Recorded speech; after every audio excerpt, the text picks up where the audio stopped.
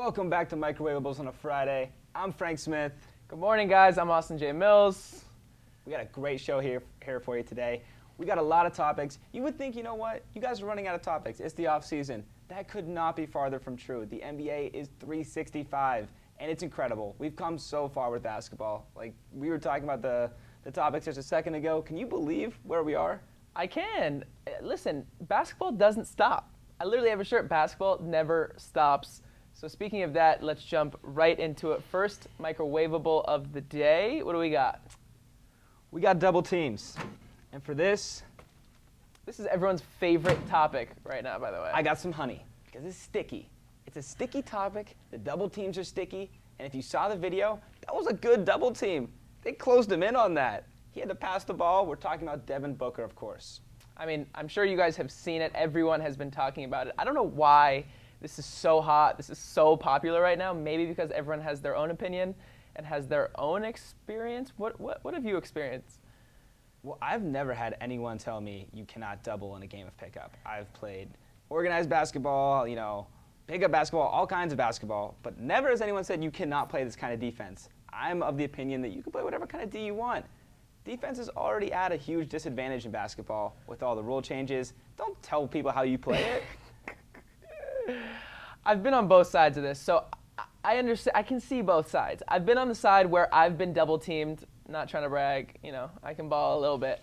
I've been on the side where I've been double teamed because I've been killing in a game before, and you have to double someone to stop them. But I've also been on the other side where I've played against someone extremely good, and I want to win the game, and I'm gonna double team them. Like, you do what you do to win the game. If someone's killing you and they have a weak link, you leave that guy open in the corner and let him shoot and double the crap out of whoever the player is. In Devin Booker's situation, listen, if you're double teamed all season, you should get double teamed now. It'll make you better. You're gonna get better. It's inevitable.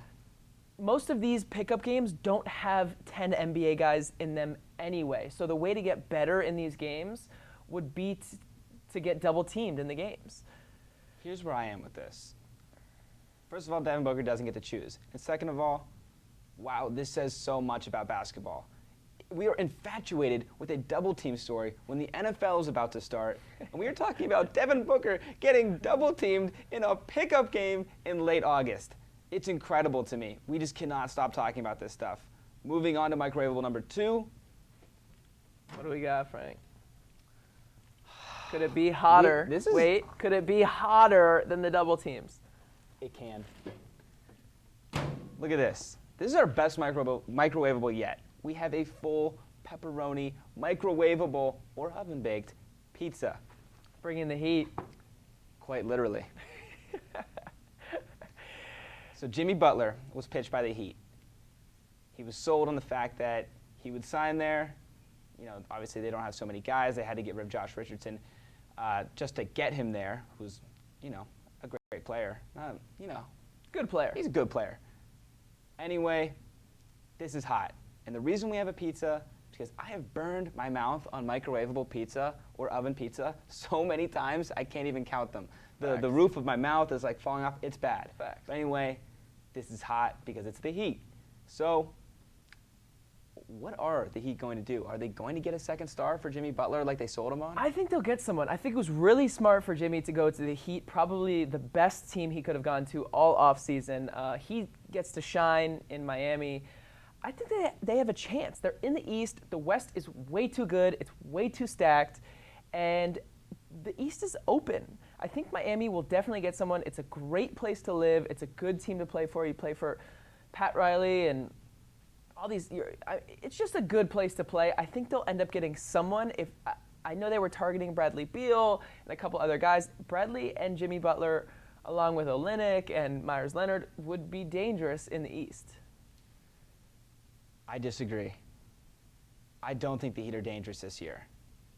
After Jimmy Butler, their best player is Goran Dragic. No, he's a solid guard. He made an all-star team, but that was because of injuries. He didn't really make it. Then after that, you get down to Bam and Justice Winslow. These are not guys that are going to close out games very hard for you, and they're also not extremely attractive trade assets. Who are they going to sign for Jimmy? The free agent class this year is slim to none. I mean, if you're including Anthony Davis, that's fine. I think we all think he's resigning with the Lakers. But after that, it comes down to restricted guys like Pascal Siakam. They can't even sign those guys. They're not unrestricted. So it's going to have to be a trade, and they don't have very many people to trade. And I don't think Chris Paul is going to suffice. That's not a long-term solution. No. He's already looking washed. And, of course, that was the rumor, just a couple weeks ago. But Bradley Beal would be great. I think that would be tremendous. They're going to give up a lot to get him, but I don't see this happening. I think Jimmy might have got sold on a dream here.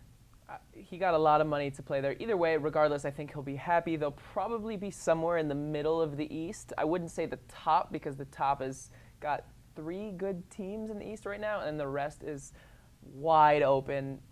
He's going to have to carry the team on his shoulders, but I think that they might have a chance. A chance at what? How far?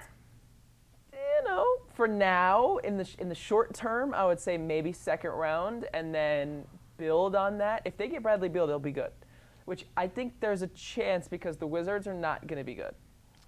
No, I can agree with you on that. There's going to be some trouble in D.C. Our third microwaveable, completing your morning.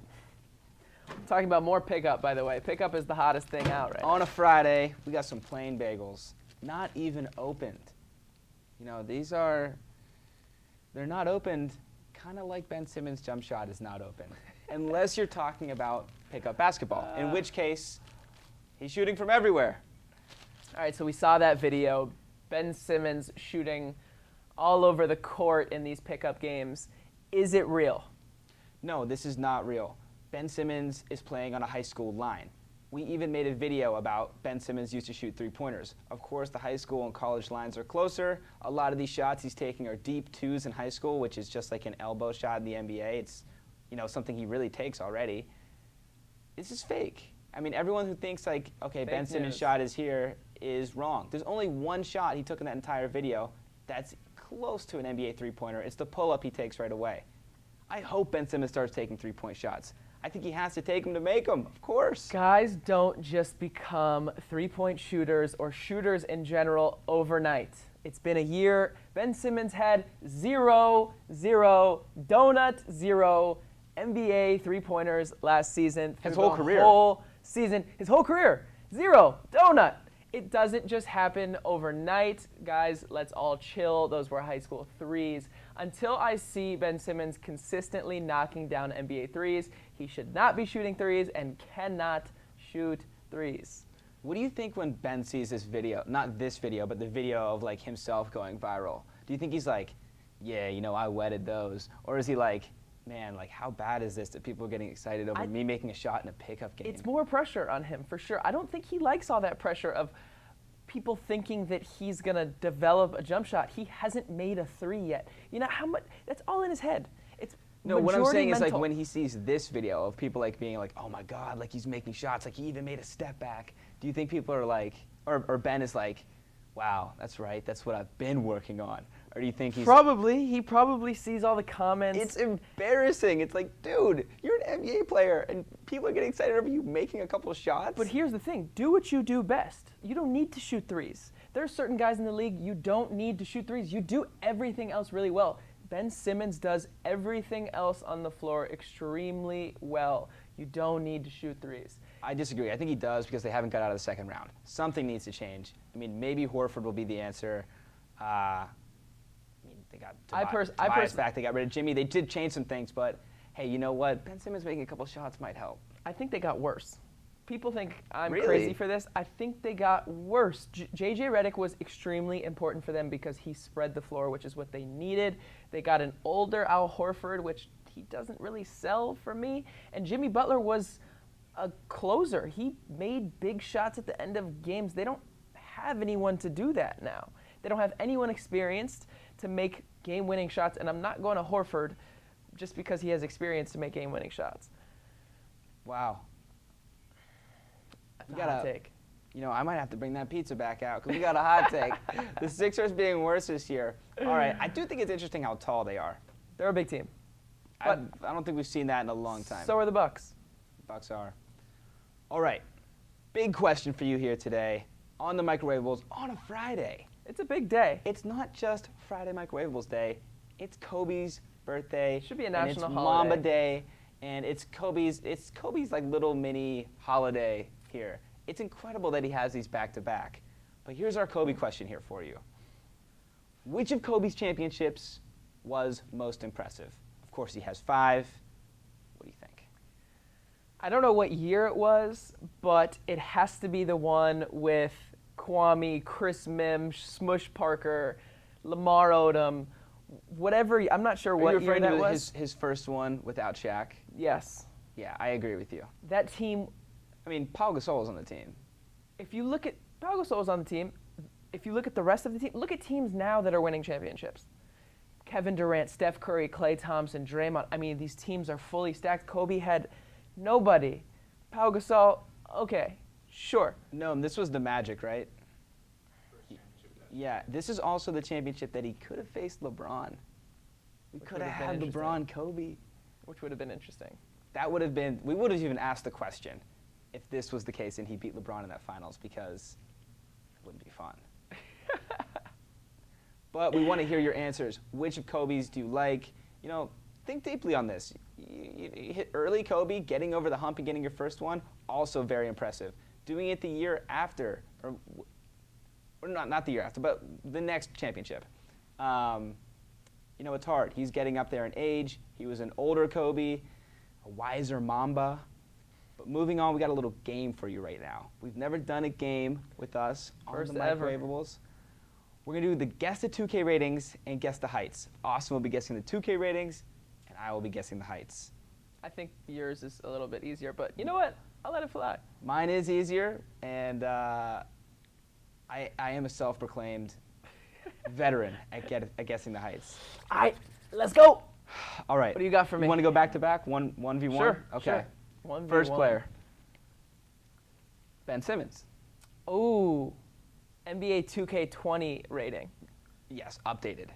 Updated rating. I'm going to go with, so if I do the calculations correctly, dunking, defense, no jump shot, I'm going to go 87. That is spot on. He nailed it. Is it really? Yeah. Let's go! Complete guess. I have not seen any of the ratings. I don't think I've seen one player rating. No, I haven't seen one yet. So that's impressive. That is impressive. All right. All right, Jimmy. let's go. Guess the height. Kevin Love. Kevin Love is 6'10". Spot on. Spot on. I'm never off by more than Spot an on. inch. You shouldn't be, by the way. Heights are a little bit easier. All right. Jimmy Butler. Ooh, Jimmy Butler. All right, let's see. Well, taking into the fact that he is going to be a superstar in Miami this year, I'm going to go 92. 92. Bullish on Jimmy. He's an 88. What? I think that's a little low for Jimmy Butler. He was really good in Philly last year. I like him at a 90. 90? 90's fair. 88's a little on the low side. One notch higher than Ben Simmons. All right. Talking about Heat, Justice Winslow. Justice Winslow is 6'7". He says he will never be off by more He's than 6'5", 1 isn't inch. he? He's 6'6", so you're still in the 1 inch. I thought you were going to get me range. on that. Okay, good. All right. Another Heat player. We're really strong on the Heat today. Goran Dragic. Interesting. All right. Well, Goran was in his prime a couple years ago. Now he's a little bit older. Second best player on the Heat from an 88. I'm going to go down to an 82. 79. Ooh, that's a little low. Goran's good. I think Goran's a little underrated, honestly. He's just consistent. He's the second best player on the Heat. I know. 79 is That's low. why I'm not as high on the Heat. Not as high on the Heat. See what you did there. All right, we're going to go Alex Caruso. Alex Caruso. It's a deep cut. Known with the tough... I will say Alex Caruso is 6'3". Wow, he said he was never going to be off by more than 1 inch. 6'3" is short for the NBA. Alex Caruso is a 3 in the NBA. He's a 3? 2, 3. He plays both I positions. thought he was like a 1-2. Defender, in the lane, dunker, 6'5", not 6'3", off by 2 inches. All right, you got me. Okay. No more Heat players. Andre Iguodala. Oh my God, that's tough. He's getting older. Now he's in Memphis. He's not going to be as productive because he's not surrounded by so many superstars. I'm going to go 70. Goran was 79. I'm going to go 74. 78. He can still play. He's one less than Goran Dragic? Come on, 2K. What are we doing here? Ronnie, what's going on? Ronnie, you got to do something about this. One away from Dragic? But Iggy was like still very good in those finals. Definitely, he's a you know? role player, but Goran is a star. Star. Okay. All right. Rookie. Might be tough for you. Jordan Poole. Jordan Poole. This one was actually previewed to me. Not the height, but the name. Got some time to think about this one. Jordan Poole, if you guys don't know, from Michigan. He's got the afro. He hit the huge shot. I don't know why I did a layup there. Huge shot. Huge shot. It was in the NCAA tournament a couple years ago. Jordan Poole, I am going to go with 6'4". Ah, 6'5". Oh, I was gonna. That's close though. Okay. I wouldn't even know where to begin with Jordan Poole. So I'm not quite not sure bad. what position he plays either. He's the same thing. He's like a 2-3. 2-3-ish Yeah. thing. Okay. All right. Got to brush up on my rookies. All right, you got one more for me? I got one more. Uh-oh. This one is very dear to your heart. Okay. This is your good friend Chandler Parsons. 6'10". No. 6'8". No, you're guessing the rating. Oh shoot, I forgot. Was I right about the height though? Yeah, because his bio is 6'10". I didn't think he was that sure. tall. I thought Chandler Parsons was like. I think he's 6'10". I thought he was forgot like I was guessing 6'8". the rating. Can we get Chandler Parsons' height known? All right. So he didn't play very many games last season due to injury, or last couple seasons. 6'10", right? Yeah. No, 6'9". 6'9"? 6'10". 6'10". 6'10" Wow, with the he's ratchet. way That's his taller than I bio. thought. Yeah. All right. Let's go 72. 72? You gotta show your man some love. It's a 74. Is it higher? Okay. I didn't know because he hasn't played that much. I didn't know what rating they were gonna give him. Right. He's a tough one to rate. 74 is still a little low. He should be like an 84. All right, moving on. Bol. Bol. Another rookie. Bol is. And not father Bol. He is a clean 7 foot. Oof. He said he was never gonna be 2 inches off. These rookies are tough. 7'2". Okay. I think that was like the big draw about Bol is that he was Yeah. really tall and long. What do you think about Bol this year? I don't know, man. He's so skinny. The skinny guys are, but Durant is skinny. So like, I'm not sold on him yet. I need to see a little more. He's young, which I respect. I think that he's got some time to develop. But as of right now, I'm not really sold. I think he probably should have stayed another year in college. Maybe. I'm excited to see what he can do, though. I mean, he kind of looks like Porzingis a little bit, the way he's like so monumentally tall, but he's out on the perimeter, like dribbling between his legs. If he can stretch the floor, shoot the ball, handle it, make the defense come out and stretch the floor, he will have a successful career. That's the biggest thing right now about bigs. If you're a big man in the league and you can shoot the ball, you are extremely, extremely valuable, especially in the way now that the game's played with everyone running the floor and shooting threes. You're going to play, you're going to get paid. All right, get this. Lamar Odom, a popular topic here in the Microwaveables. We talked about him last episode, about his giving up his porn addiction. What now? He'll be Dancing with the Stars. Ooh, I could see him. I feel like he's got a little... You know, who's his dancing partner going to be is the first thing I thought of. Lamar Odom, 6'10"? No? He'll get back to us on that. 6'9", maybe? 6'9"? He's going to have a tall female counterpart here. Or small. I feel like small is better because you can kind of like toss like him around airplaner. and throw him over. Yeah. Okay. Have they announced anyone else yet? I feel like I saw someone else recently. I'm just there for Lamar. Okay, yeah. Me too. Yeah. Good for Lamar, man. I'm all for the Lamar moving forward, getting away from all the nonsense. I am too. The big three didn't work out, but who knows? I want to see a W on Dancing with the Stars. That would be the start of the real Lamar Odom comeback. You're right. A W on Dancing with the Stars, and then an NBA coaching position. Maybe a better dancing career than basketball career, possibly. I don't know. He's Not got too a many, title. Not too many players have rings in the league and in Dancing with the Stars. That would be It's impressive. a small, elite crew. Elite, Okay. talented crew. Now we move on to watching basketball. Area 21 with Kevin Garnett and Players Only have both been canceled for the upcoming season. Both squashed. Squashed, and I couldn't be happier the Players Only's gone. I mean, Area 21 was fine. I mean, it wasn't a very long show, and it was kind of used to break up the action, but Players Only was just bad on all fronts. Like, why are we going to listen to you just sit there and talk about the game when the game's on? Could we just get the announcers in there? See, I'm on the other side. You like Players Only? I like the Players Only. I like that they give players the opportunity to come back after they play and give their feedback, their thoughts on the game because they all played in the game. Well, that part's fine. I'm talking about during the broadcast. Yeah, I mean, I like the idea of it. I didn't really like Area 21. I think Kevin Garnett is not really a TV personality. Amazing player, amazing career. I don't think he has that much personality, and I also have trouble understanding him.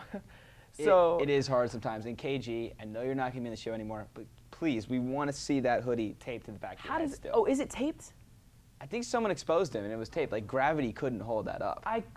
It drove me nuts because I could never figure out, unless he just was like born with like a sticky head, like how the hell does a hood? Yeah, you could have some Elmers on there. It might not be taped. Some rubber cement. Or like maybe he was like dropped on some glue and He's it got just like stuck his he's whole got a hook life on his head? Yeah, maybe like one of those little KG, from like Office Depot. KG, let's have you come on the show, and we'll do a full head scan, and we'll talk about the hoodie. And we'll have a translator.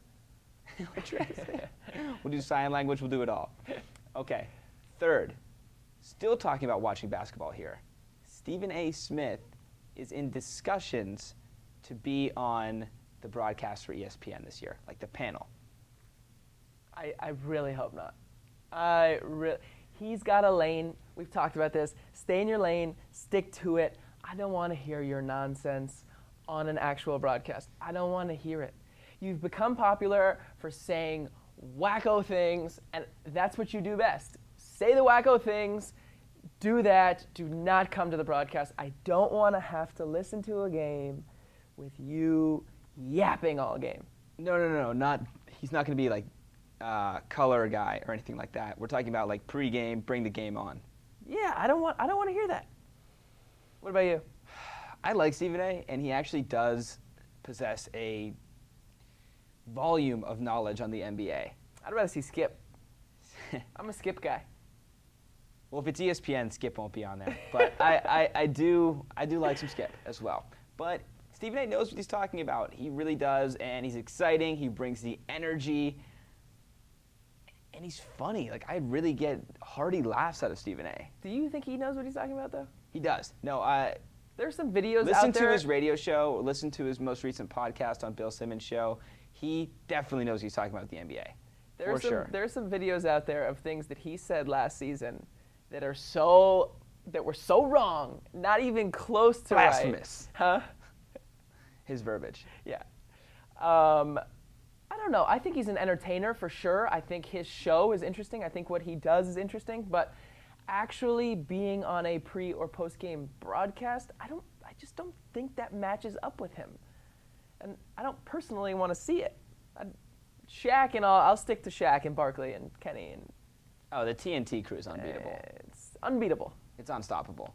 They're They're going 82-0. Yeah, it's not even close. I think it's out of all television shows on TV, it might be the best show on TV, period. Out of any show, whether it's reality or scripted or whatever it is. Yeah, and speaking of that, I really want to get Shaq on the show.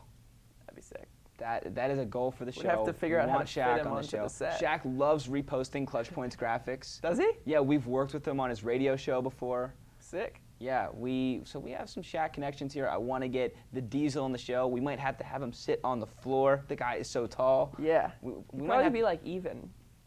yeah. Us, you know.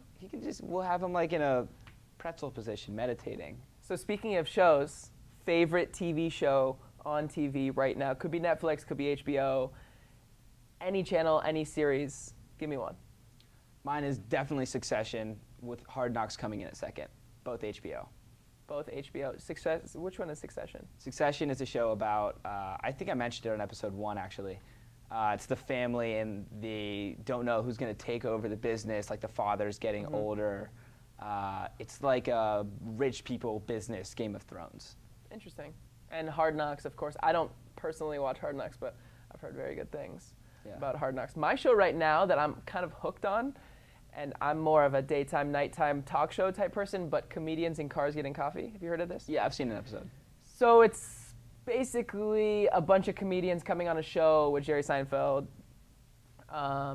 It's really funny. Some episodes are a lot better than others. The other show that I just finished is All American. If you guys haven't seen All American yet, great show. Did you watch All American? I've heard about it. I haven't seen it. Great show. Shark Tank is another one that I watch all the time. I love some Shark Tank. If I ever get going on some business opportunities, I know exactly what I'm going to do and exactly who I'm going to pitch. You got a shout out for anyone today? Do I got a shout out? I don't have any shout outs, but I know you do. Yeah, speaking of Shark Tank, I got a shout out for my girlfriend's sister, Michelle Vidal. Congratulations on getting on to QVC with the Alkaglam. I want to get that product right here on the show and show it to you guys. We'll do that soon. Bang, bang. That's all for today. That's the Microwaveables on a Friday. We're coming back to you live on a Monday. See you guys next time. We out. Peace.